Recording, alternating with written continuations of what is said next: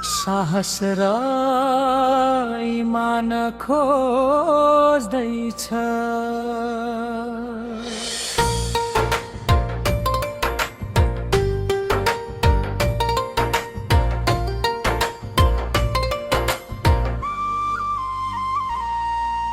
सुदन गुरुङ जस्तो अडिग सोच लिएर देशको लागि अघि बढ्ने आँट बोकेर, नाम होइन कामले चिनिने पहिचान, जनताको सेवामा सच्चा अभियान।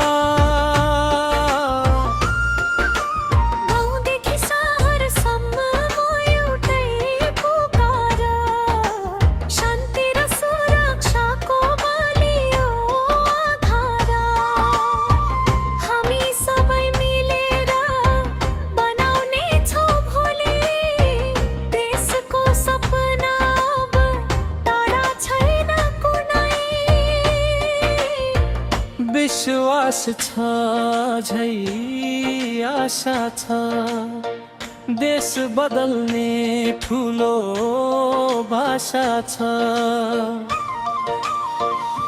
उठौँ आज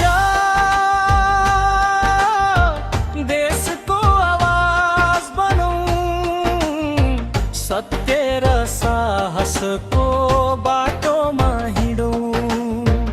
सुदन गुरुङ जस्तो प्रेरणा लिएर नेपाललाई उज्यालो बनाऊ मिलेर।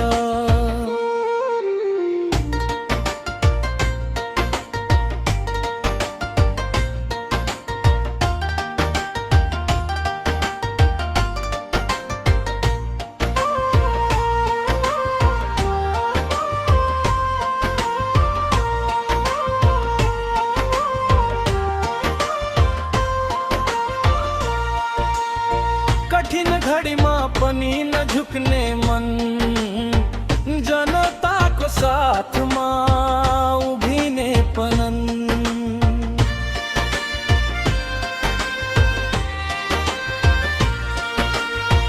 त्यो भावना हरेक मुटुमा बसोस्, देशको माया सधैँ अगाडि बढोस्। सीमा सुरक्षित, शान्ति कायम, हामी सबैको एउटै प्रयास कायम।